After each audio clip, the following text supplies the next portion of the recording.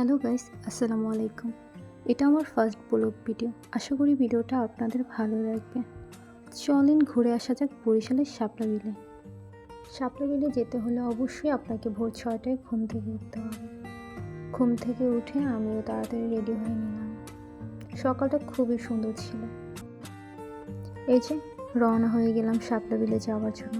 রাস্তাটা খুবই সুন্দর ছিল আর আজকের ওয়েদারটা খুবই সুন্দর। কিছুক্ষণ পর চলে আসলাম শাপলার রাজ্যে। আপনারা এখানে এসে দামাদামি করে নৌকা উঠবেন, কারণ এখানে নৌকা ভাড়া অনেক বেশি চাওয়া হয়, তাই দামাদামি করে নৌকা ওঠাই ভালো।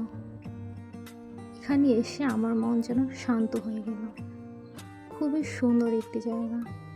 আর ছোট বোনকে বলতেছে আমাকে ভালো ভালো পিক ভিডিও তুলে দিবে। এসেই ঢং করা শুরু করে দিলাম। ঢং করবই না কেন? নৌকা ভাড়া নিছে 800 টাকা 1 ঘন্টার জন্য। টাকা তো উসুল করতে হবে। তারপর ফুফাতো বোনকে অনেক ভিডিও করে দিচ্ছি, আর ও তো এখানে এসে খুব খুশি। মাশাআল্লাহ, ওকে অনেক কিউট লাগতেছিল।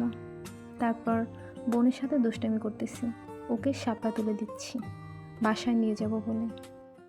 এখানে এসে আপনি যত খুশি শাপলা তুলতে পারেন, আর সেই শাপলা বাসায় নিয়ে যেতে পারেন। এজন্য কোনো টাকা দিতে হবে না।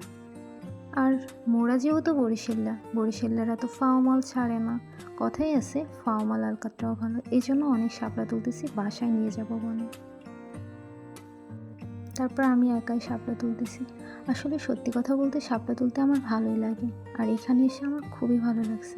আপনারা যারা বরিশালের আশেপাশে আছেন বা বরিশালে আছেন, তারা চাইলে এখানে ঘুরতে আসতে পারেন। জায়গাটা খুবই সুন্দর আর আপনাদের অনেক ভালো লাগবে।